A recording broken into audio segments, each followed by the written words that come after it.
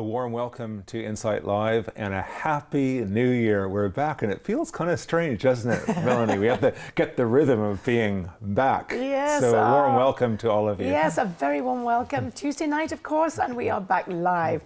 Insight Live. We're excited to be with you, excited for a new year, and also excited we have a very special guest. And you are going to be glued to this television as you hear her exciting, challenging, heroic story. So Kurt, do you want to... Well, we're going to be interviewing, in just a few minutes from now, Ana Nolan. And her book is called Goodnight Lisa, See You in the Morning. And it's a mother's fight for her disabled child. But it's riveting. You know, I don't get the chance to read all the books because we interview, it would be like reading a book every week. A day. A day, and I have these other books. But this book, I did read some of it, Melanie, and her writing style is brilliant. Yeah. And I know it's a heavy subject. You know, when you lose a child who's been disabled and you fought for her, and then there's a divorce in the process, there's bereavement, there's rejection. But the book is written in a way that projects hope and life and humor as well. Yeah, it has a Anna was saying buoyancy. it's almost sacrilegious to say that, but it's light reading, but very profound, and she takes the sadness, and I've just never seen a book that's so uplifting. Well, there's a buoyancy.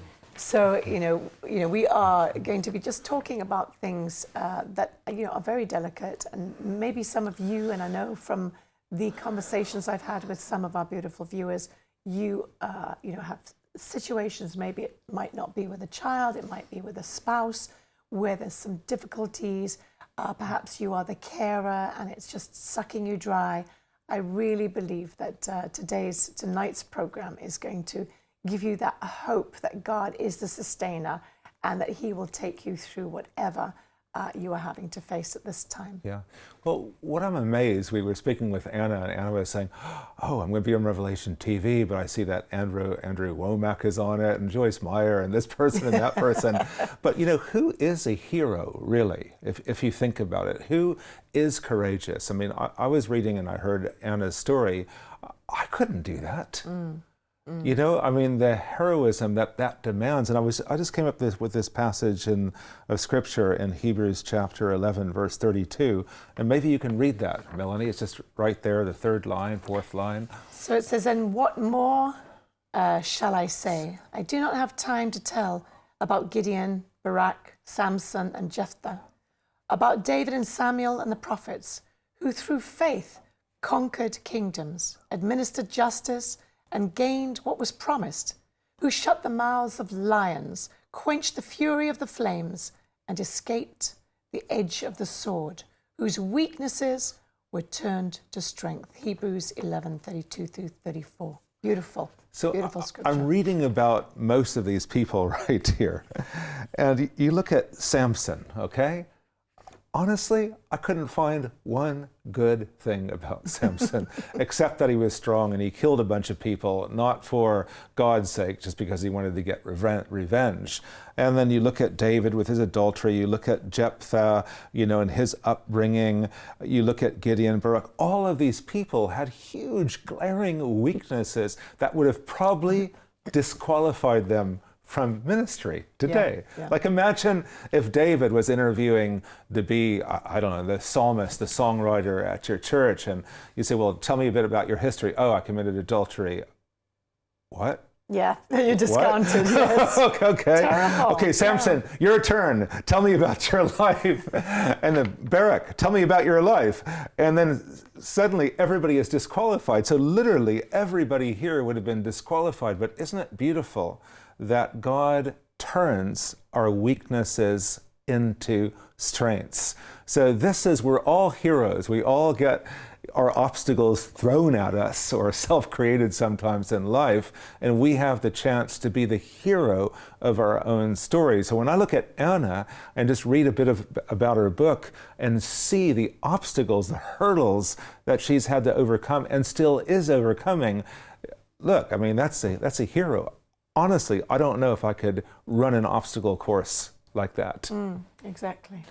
So we're going to go to Anna right now and welcome her to Revelation TV. There she is, And Ana there she is. Nolan.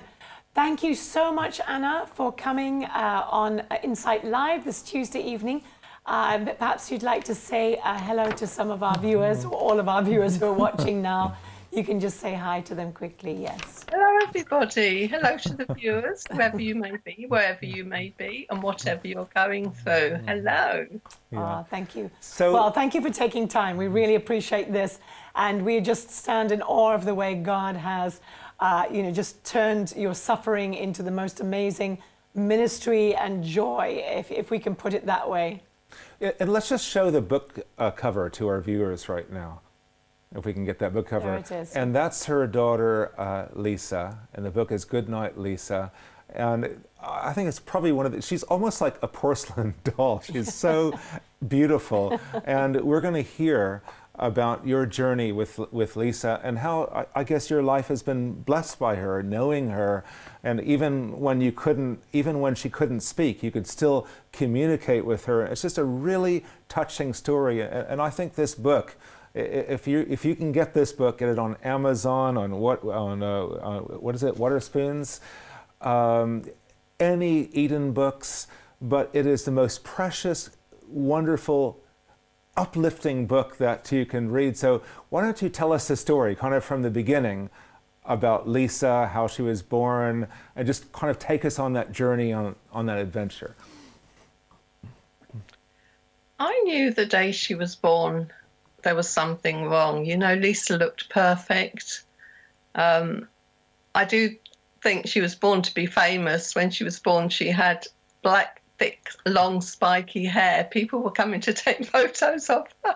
She had so much hair, but she looked perfect, and she was just beautiful. You know, I loved her from the moment I saw her. But when I was just looking at her for the first time and just counting her fingers and toes, and she looked perfect. But somewhere inside of me, I just knew there's something wrong. And I noticed over the months, at first her fingers started to curl inward. And when she walked, she never took those first steps independently. She could stand, but only holding on to furniture.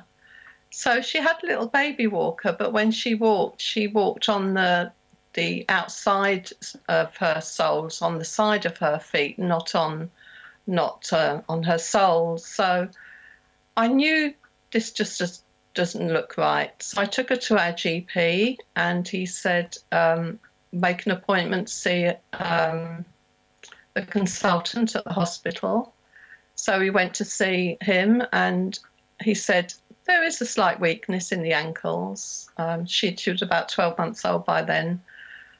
They'll strengthen, the muscles will strengthen as she starts to walk, but still she didn't take those first steps. So we went back to see this consultant three times in all, and it was then that the GP said, I'm going to refer her to the children's unit for tests. So by the time we got there, Lisa was 15 months old. So it was quite a journey of waiting and wondering and lots of questions, no answers. I wanted to know, and yet I didn't want to know. I was afraid of what I might find out. Eventually we went to the children's unit, and they did all sorts of tests. And I remember being sat in the middle of the ward with Lisa on my lap, with other mums, and the doctor came in with his medical students and the staff nurse, and they formed like a semicircle around me. So I was sat down on a little kiddie chair, and just seeing these guys towering around me was a bit daunting, to be honest. Then the paediatric consultant sat down next to me, and all I remember are the words disabled and special school. And I just, it was too much. I'd got an answer, but I didn't want to hear it. So I rushed Lisa to her cot, put her in the cot, and ran out of the ward and ran into the toilet. And it was there that I just broke, and I wept and wept and wept until I couldn't cry anymore.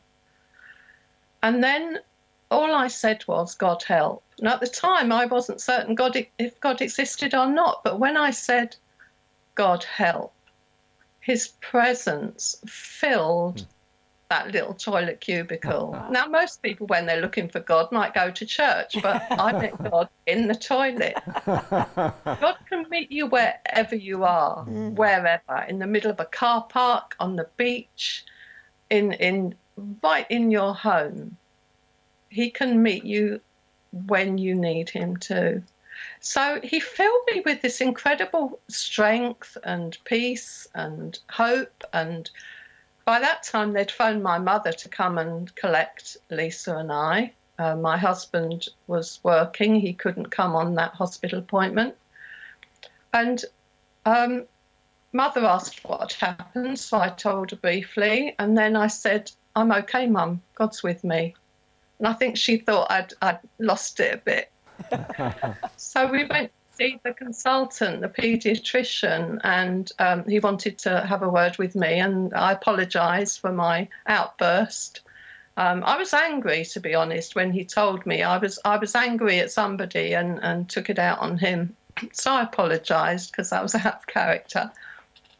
And then he delivered the devastating news. He said, Lisa's got a rare nerve disorder. It would cause progressive muscle wasting. It would start in the hands and feet and gradually work its way up her body until it reaches the vital organs. There is no cure. There's nothing we can do. I'm sorry. And that was it. I had my answer, and that's exactly what happened. So when you took her home after hearing that and so on, how did the next, 4 or 5 years progress after that? Like different schools and special needs schools, how was life for you? Well, the first thing I had to do, of course, was tell Lisa's daddy. And we cried together, and somebody had lent us a little holiday home, so we were able to go almost straight away and spend a few days away, just the three of us. But it was then that I sensed like an emotional distancing between my husband and I right from the get-go. We'd not been in that kind of situation before. We didn't know how to express ourselves. We didn't know how to talk to each other. And that was the beginning, I think, of us kind of fighting our own personal battles in different corners. Lisa went to a special school for special needs children at the age of between 3 and 4, to a nursery. Just letting her go was quite, it's hard for any mum letting your child go to nursery. Yes. To let Lisa go and put her in the hands of, relative strangers. But they were very skilled. I can never speak too highly of staff who work with special needs children. They are amazing. It's hard work, but it's so rewarding. These children are phenomenal. I remember one golden opportunity I missed where there was one particular day. It was near Christmas. Lisa would have been about 4 or 5, and they'd got a school production on, but I'd been feeling really bad that day. I was probably really low and depressed, and just couldn't face going into school. And toward the end of the afternoon, her teacher phoned me and said, "Why weren't you there today?" They'd done the nativity, and not only Lisa was in it, but she was Mary. She played Mary. Oh, wow. And I broke. I said, "Why didn't you tell me?" She said, "We wanted it to be a surprise." Oh, and no. I lived with that regret for years and years and years. So when I get to heaven, I'm going to ask for an action replay on the big screen. I want to see that. So I thought after that, I'm not going to miss any sports days. I'm not going to miss anything. It was when Lisa was about 3.5, 4. Now she was born with normal hearing. She passed the hearing test, sight tests. Everything was normal. But I noticed her teacher mentioned she's not joining in the group sessions, and she doesn't answer me. And I said, "I don't think she can hear you."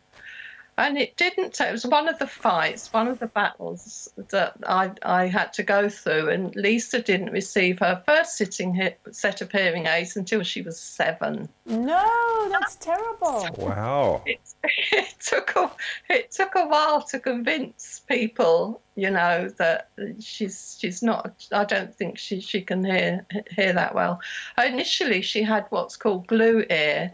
Where mucus builds up in the inner ear. She had grommets fitted, they fell out. So initially it was fine and then started to deteriorate again.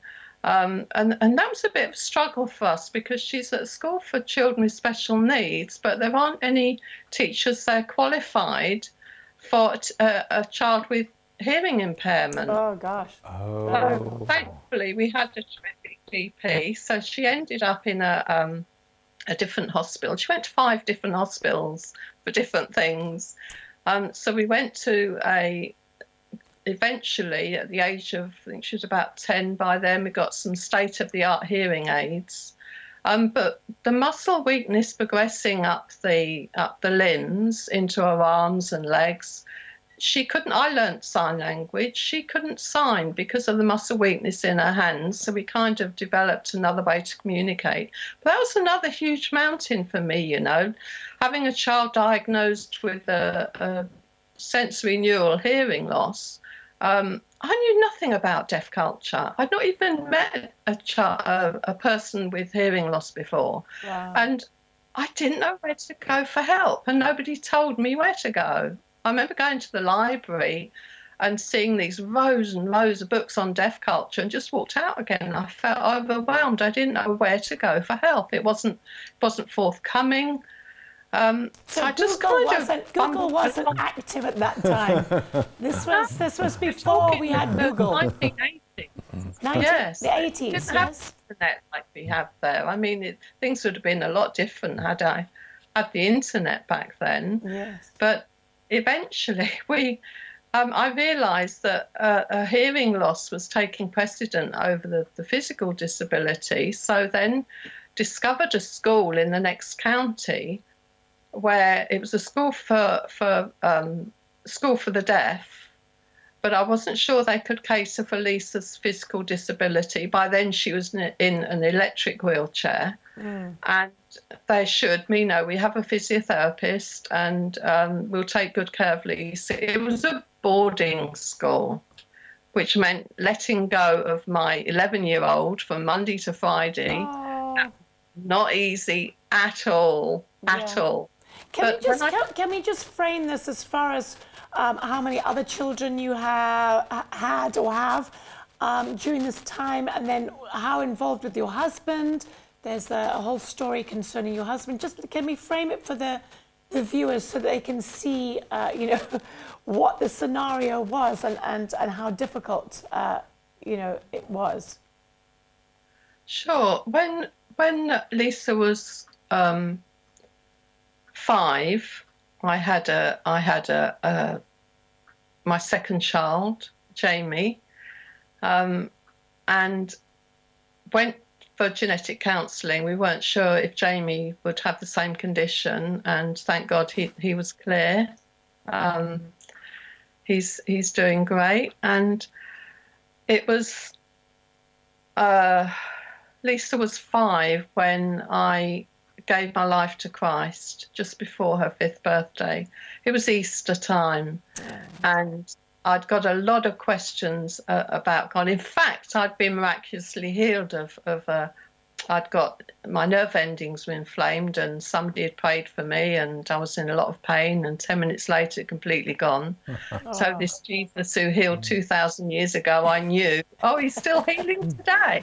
That was my journey to become born again, to just give it up, just stop trying to live independently, and asked him into my life and realised what he'd done on the cross. And that was quite an incredible journey for me, because from day one he gave me his peace. Jesus filled me with his peace, which carried me through all subsequent years.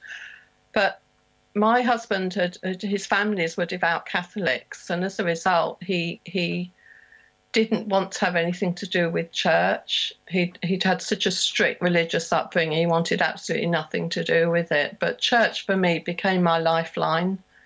I just loved it. I made good friends there, and to me they were like family. And when Jamie was 1, it was just after his first birthday. My husband left. He'd met somebody else, and he left. And I remember the day he left, just seeing these suitcases at the bottom of the stairs, and him just walking out the door. And I sat on the sofa and just said, God, I can't do this. Wow. I can't do this. And just felt enveloped by the presence of God, and just lifted up and carried along. I don't know how I got through that. Wow. The rejection was just awful, on top of everything else. Yes, and you're coping with 2 children, and one with really special needs with not the best prognosis. So how did Lisa handle everything? I mean, we had our son who had leukemia, and he really had a positive spirit. God really gave him a lot of grace. How did Lisa handle all of this?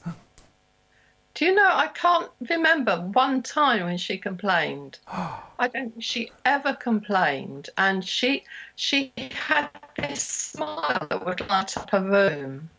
And she was the most incredible, incredible child. And maybe she didn't know what she was missing because she never walked and she couldn't hear properly. And it was hard for me as a mother, though, to watch her sat on the outside edge looking in a lot, because she couldn't join in with her playmates. I remember particularly one story that's in the book as well about we lived where we lived. There was a play area at the front of the houses. The houses were in the shape of a square, and there was a play area in the centre with a slide. And I remember one day, just the image hit me of all these children running backwards and forwards on their bicycles and playing and dancing and singing. And Lisa sat on the front doorstep just watching them. And she'd have been about 7 then. And just that image of her sat watching the children playing just broke me. The next door neighbour looked after Lisa, and I just went upstairs in my room, shut the door, and just wept. And it was just too much. I think my heart shattered into a million pieces again. And while I was sat there, after I'd cried, my eyes were closed, and this white light appeared at the end of my bed. And Wow. This light got brighter and brighter and brighter. Now I didn't dare open my eyes to see who was standing there. I knew somebody was. And I just completely enveloped by God. He got me through that, as he got me through every single thing that we went through. There was one occasion when Lisa was a teenager. The doctors in the London hospital, we saw some of the top doctors in the world, actually, for, we called them the muscle team. They told me once if Lisa got a chest infection, it could prove fatal. And so one day, that's what happened. She developed pneumonia and was in hospital. And by that time, the muscle wasting had progressed to her chest, so she couldn't cough to clear her lungs. Oh. She was in a very bad way. The oxygen monitor, these red numbers with the oxygen saturation, that flipping beeping machine used to drive me nuts. But she was in a bad way. And one night I was laying on the floor in a hospital room, and it was pitch black. It was past midnight, and all of a sudden, out of nowhere, Jesus walked into the room. Wow. And the weight of his glory was so powerful, I could not move a muscle. Wow. It was so glorious. And he stood at the end of her bed and he said, "No evil shall dwell in this tent," because this sickness does not come from God. Yeah. And a tent in the Bible is just another way of describing the human body. Yes. And he was just there a few minutes, and then he left. And you knew it was him. How did you know it was him? Oh, yeah.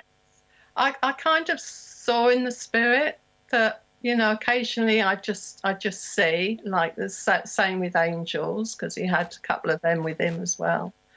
But it was, you know, sometimes you can feel God's presence. I mean, imagine that magnified like a million times.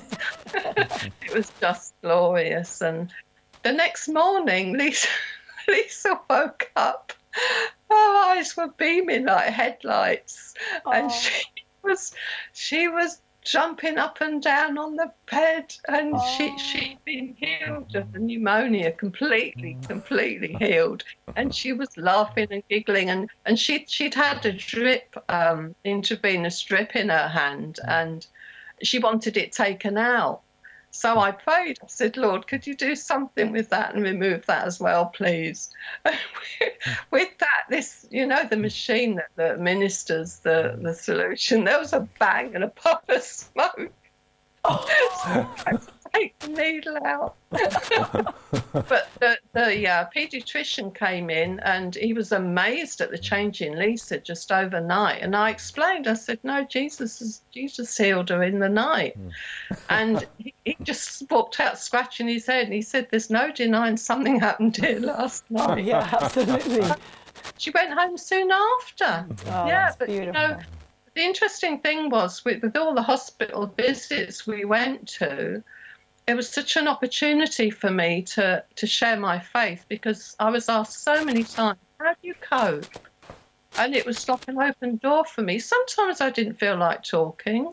Sometimes I just say I pray a lot. But so many times I was able to just share a bit about it's, you know, the peace God gave me and how he never left me and saw me through it. Sometimes I got really cross with him. Sometimes I got really angry with God, and I'd tell him, I'd let him have it. On one occasion, Lisa had to have a muscle biopsy in the London hospital, and on that particular day, I'd had enough. So a friend was with me on that occasion. There was a large open space of a piece of land next to the hospital. I just said, just look after Lisa for me for a minute, and just walked into this big open empty space and just let out this one enormous scream. You know, I had to let the emotions out. I couldn't. I held it all together for the children. But yeah, there were things I could have done differently. I think looking back, you know, I would have explained more to the children, because I was so consumed with looking after Lisa. She took up most of my time, and I found being home alone with the children difficult. You know, social life almost zero, and it was out of that acute sense of loneliness that I met this guy, and everything was great at first. I mean, he was charismatic. He had a great sense of humour, and he used to take us out and about. You know, we go to the zoo and the beach, and it was like a new lease on life, and it was really good to start with. But I think I ignored the warning signs, and it's very quickly developed into a controlling, abusive relationship. And now I'm a single Christian. I'd only been a Christian about a year and a half at that point. I'm single. I'm a Christian. I'm pregnant, and wow. I ended the relationship before I discovered I was pregnant. It was 3 weeks later discovered I was pregnant. Oh, wow. Yeah. That wasn't an easy road. That was not an easy road, but my goodness. You've got all the rejection from the Christians, of course, all the condemnation and all of that. It was horrendous. And the shame and the guilt, it was just a really, really a tough time. And then he came back into our lives when my youngest son was 4 years old. Oh, what a bundle of joy he is. He's creative. I used to call him my little whirlwind because he was so full of beans, and used to draw cartoon pictures. He's a really brilliant animator now and creative. And Jamie was the quiet one, I think, in the early days. Jamie was a little angel. He'd helped me a lot with Lisa. And then you have this just like a box of fireworks going off. And I said to him once, Luke, you put the fun into family. But his dad came back into our lives when his son was 4. We hadn't heard from him. A changed man. He came to church with us. He taught in Sunday school. Everybody loved him. They thought he was amazing. They thought we were good together. And I thought, wow, God's done something with this guy. And we got married. I thought it'd be good for my children to have a father in their lives. We got married, and the moment we got home again, the door shut, the abuse was back. He hadn't changed. Wow. How very sad. Taken by that, and he left 4 months later. Oh, that's So a godsend, I'm I now- think, that he left. Yeah. Wow. How disappointing for you. Yeah. Yeah. So tell us about, I mean, wow, this is why I had to read the Heroes of the Faith chapter. Yeah, yeah. Because what she's describing, it sounds like I'd rather face an army of 10,000 than to go through what Anna's gone through. I mean, it's amazing. And this is all in the book. But I mean, even how she tells the stories, you notice that there's a lightness of being. Yes. And just because Jesus appeared to her. Right, She experienced that. Imagine if she didn't have that. Right. But what was it like? Tell us about the title, Goodnight Lisa, See You in the Morning, when she left Earth for, oh, look at that little girl. Oh, she's so sweet. Oh, man, it just does, every time, I just can't get my eyes off that title, just that picture. But she was in your arms. She was 15 years of age. Tell us about those last moments. You know what was interesting with Lisa was before she left her last trip into hospital, she'd had a few breathing problems before that. I knew when the end was coming, and I felt the Lord saying, "Let go." And it took. I didn't want to let go in the beginning. It was a few years later he said, "Let go" for the 3rd time. But we went to hospital to have a blood oxygen checked because I felt it was low. When we got back, Lisa was in a hospital bed. Her bedroom was like a hospital room. She had a hospital bed, oxygen machine, all sorts of things. And she started to bang, just tap her ear with her hand. And she said, "What's that noise?" She kind of whispered, "What's that noise?" And I signed, "What can you hear?" And she said, "Jesus is talking to me." Oh, Now, that was wow. fascinating to me because she was deaf, but Jesus was speaking to her, and he showed me on this journey with Lisa that there's no one he can't reach, however disabled they are, even with learning difficulties, even people in a coma. There's no one he can't speak to. But when she said, "Jesus is talking to me," and I signed, "What's he saying?" And she just said to me, "Tell me about heaven." So I thought, uh-oh, it's soon. And I said, "Do you want to go to heaven to be with Jesus or stay with Mummy?" And she said, "Stay with Mummy." So it was months after that when she developed breathing difficulties on a regular basis and was admitted to the London hospital, and they said, "Bring an overnight bag just in case." Now, I didn't know that she'd be gone the next day, but the minute she admitted, she deteriorated quickly. Her skin colour changed, her kidneys started packing up, she couldn't swallow anymore. And she was breathing. I mean, you know how you breathe when you're going up a steep hill? That's what her breathing was like. So she was really struggling. It had gotten to the vital organs by then. And the doctor said there was a trial drug they wanted to try. It was a tranquilizer. So I thought, just give, she needs a rest. So they administered this dose, gave a lesson prescribed, and said there is an antidote should you need it. But I'd said to the doctor, do not resuscitate, because I felt she'd been through enough already. And when it came to it, she was so drugged. she couldn't move. And I thought, this is no life for Lisa. She'll either be completely drugged up or tranquilly, just almost comatose, or she'll be struggling to breathe. And the pastor from church had phoned and said, what would you like us to pray for? Instead of just saying, let's pray for healing. Now, I know Jesus heals, but I really knew in my heart, no, it's time.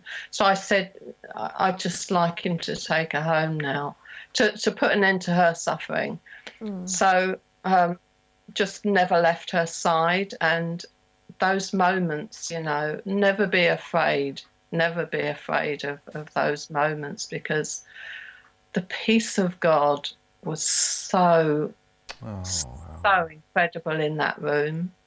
I was aware of angels in the room that had come to escort her home to heaven, and she took her last breath. She was in my arms, and while I held her in my arms, and she was 15, I talked to her. I said all the things that I'd want to say before just that one last final letting go. And then, something incredible happened in those hours leading up to that. God showed me eternity. It's like he pulled back the curtains of heaven and showed me eternity. And I could see how it just goes on and on and on. And then he gave me a revelation of his love. And there's nothing like it on earth. His love is so pure, so enormous. I knew where Lisa was going, and I knew I'd see her again. So I'm holding her in my arms, and she's not breathing, but I know she's still there. She hasn't left yet. Her spirit hasn't gone yet. And when I'd said all the things I wanted to say, it was incredibly peaceful. I just said, okay, Jesus, you can take her now. And then I said, goodnight, Lisa, see you in the morning. Because I knew we would be reunited one day in heaven, hence the title of the book. Yeah, beautiful. Of course, the difficulty then was telling her brothers, who were then aged 10 and 8. So I went home. They didn't know their sister had died. I wanted to tell them face to face. Yes. So I went back home. They were sat at home with a pastor who's kindly said he'd be with us for that. So I walk into the lounge absolutely just numb. This is 10 days before Christmas. And I walk in and the boys rush up and hug me. They're all pleased to see me. And then Jamie says, where's Lisa? So then I had to explain to them. Jamie cried, and Luke just ran upstairs and drew a picture, actually. Jamie was distraught because he didn't get to say goodbye to his sister. Yeah. Luke drew a picture of a staircase with a door at the top, and Jesus stood there, and Lisa stood there next to him, waving. Oh, wow.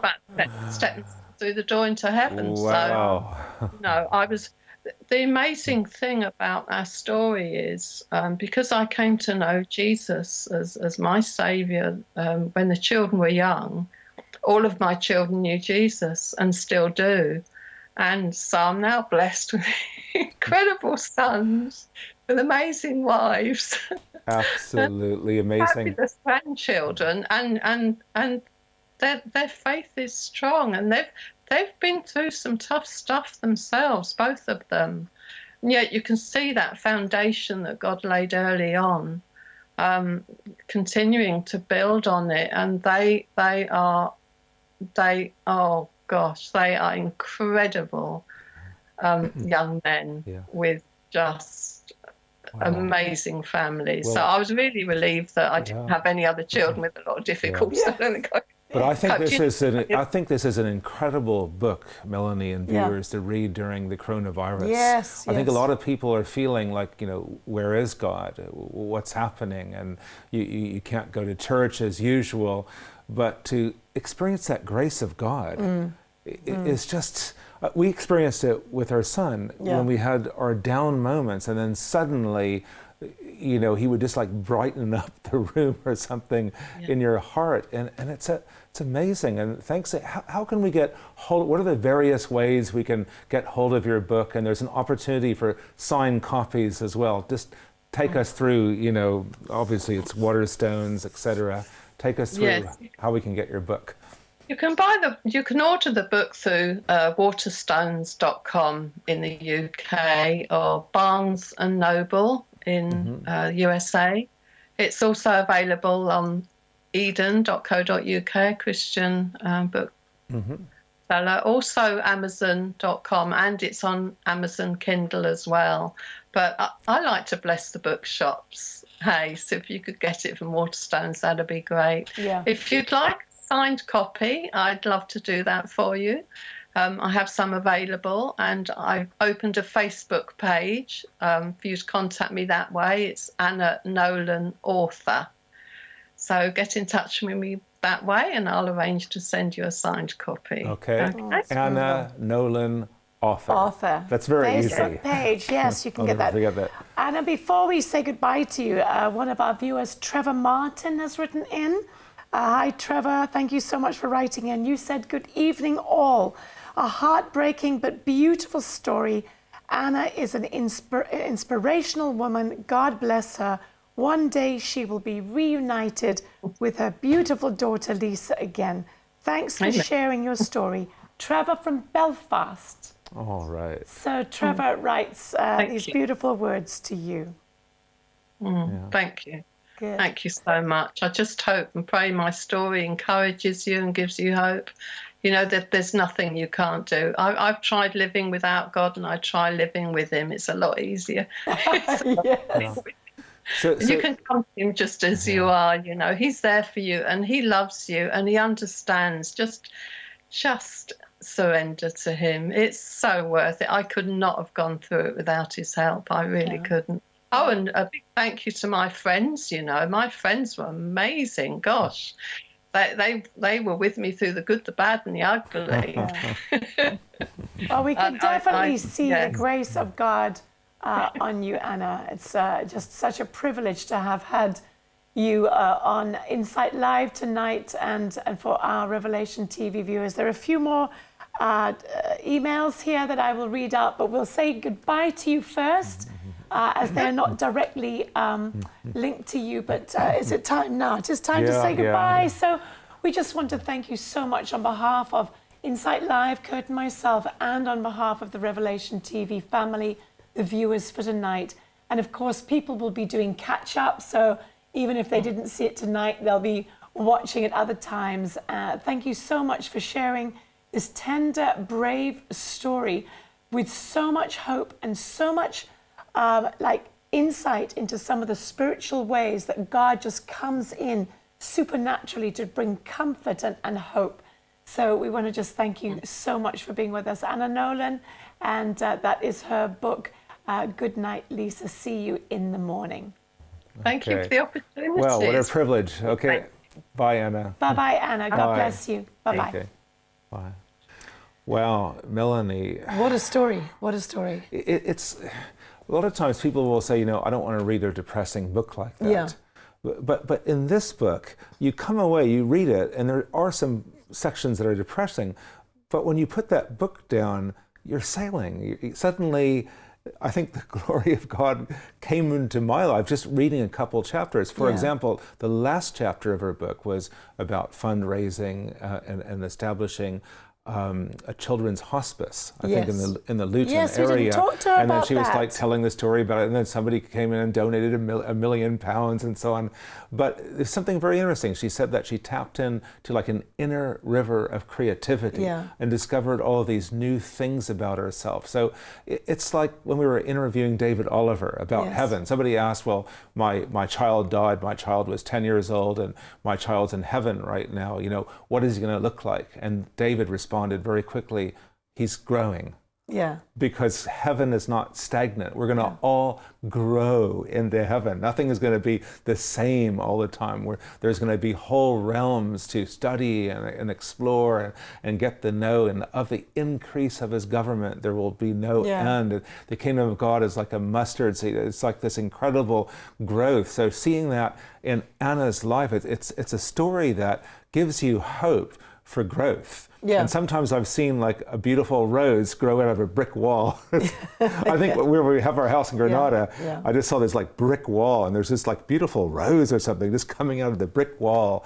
And that's our God. That's the kind of God that we serve. So Kurt, back to the hospice, we didn't manage to talk to her about that. Yeah. But she met with Princess Anne. And but the fruit whole story. of that is that other families that are going through a similar situation have such a great support system. It's paid for.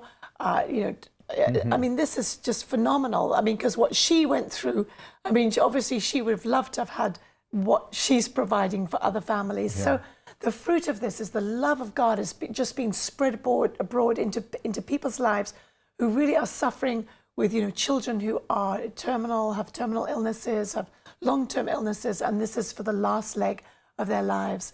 But let's pray that this book would inspire, not just in the UK, but in America and Australia, New Zealand, just all around the world, inspire, the treatment of children's hospices, and inspire parents who, are battling with this. Yeah, so she's asking us to buy it, from the local bookstores, and so that we can support the local businesses. I have Margaret here. Excuse me. Margaret, thank you. You said, what an amazing lady. Thank you so much for sharing. And then Cynthia, you've also said, I worked as a special needs nursery nurse until I retired. Wow. And I always used to say, they are a gift from God, as no matter what their disabilities are, they are special. A small goal they achieved is a wondrous feeling. Plus, it encourages me through my walk with God. Never look at the disability, look at the child. Wow. Beautiful, Cynthia. Thank you for writing that and just, encouraging us with that. Good. Thank you so much. Well, I just want to show a video, and I'll talk to our technical team. It's the short one, of course, not the long one. But I'm really inspired by this. This guy has, I think it's cerebral palsy or something. Yes. But some people, the title of our program today is Disability is, what did I call it? I called it Living Through Disability. Yes. Not living with, but living through disability, and how you can be heroic. And we certainly saw that with Anna. But this young man whom you'll meet is just marvelous. Enjoy.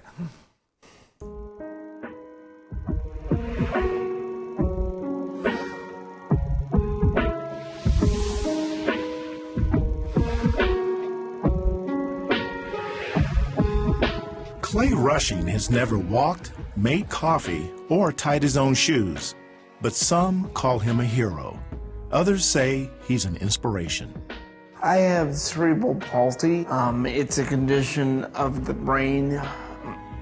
I had a lack of oxygen at birth. We don't know exactly why, but parts of my brain were damaged.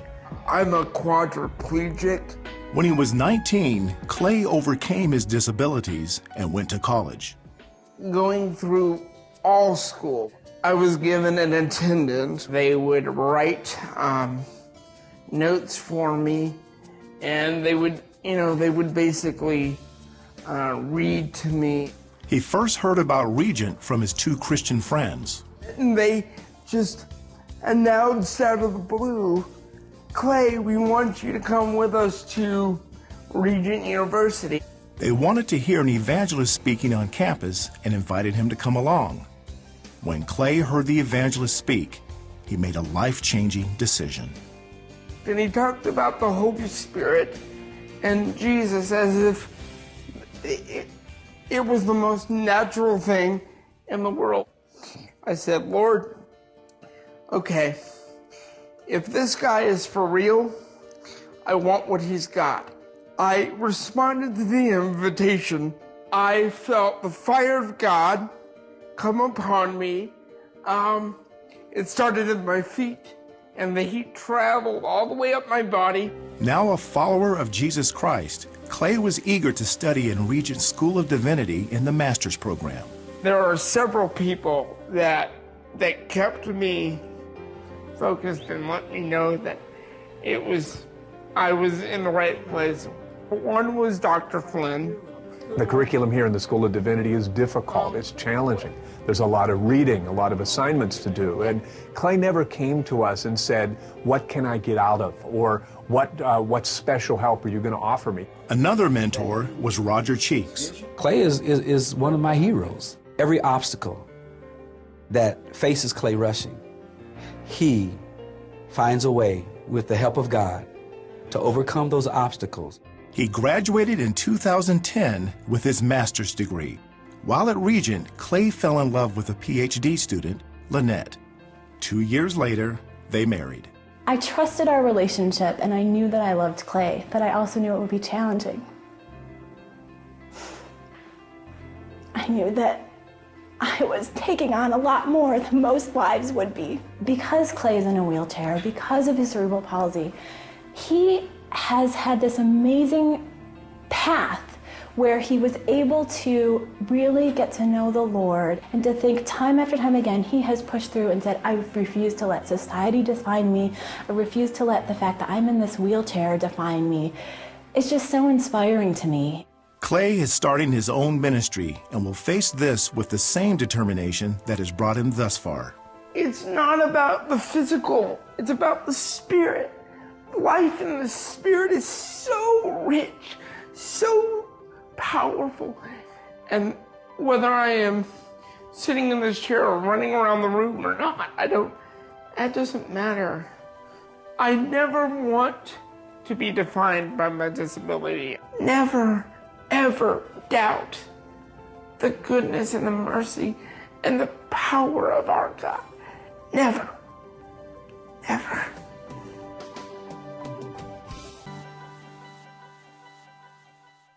Well, we started the program about talking about heroes of faith and how God took their numerous weaknesses, be it someone like Samson, and turned it into a strength. And to see these two young people, I mean, even the girl is heroic for marrying him, knowing what's confronting her, and he just refused to sit back. I mean, to get a master's degree at Regent's University, that's hard. For anybody. But in wanting to start his own ministry, Yes. like, you know, a lot of us are just saying, oh man, I'm just too tired, I can't even start a ministry. but this guy is quadriplegic and he's saying, you know, I want to start a ministry. But I liked that fire, how Jesus came into him and the Holy Spirit came into him almost like a physical fire in his body.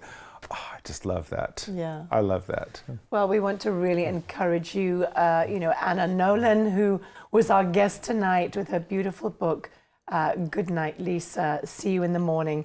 We would encourage you to buy this or to give it as a gift to somebody, and especially as an encouragement for somebody who is either looking after a terminal, relation or has something going on in their lives where they would need to be encouraged to be able to see how they can walk through life with somebody who has a disability or has a terminal illness.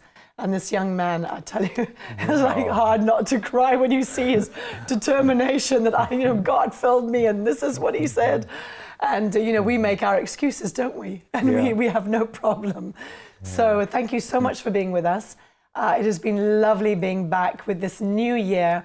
And we are going to bring you a lot of wonderful programming as Revelation TV, and especially on our Tuesday nights as Insight Live. Kurt, next week, perhaps you want to just say what next? Well, we actually say goodbye quickly. Okay, we have Nancy Gowdy, and also a very well-known speaker in the UK.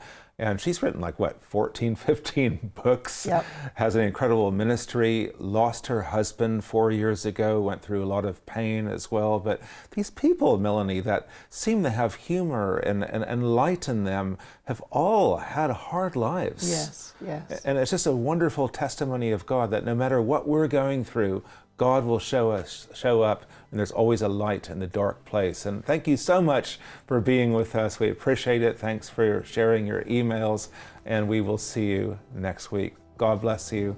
We love you, and have a wonderful week. Bye.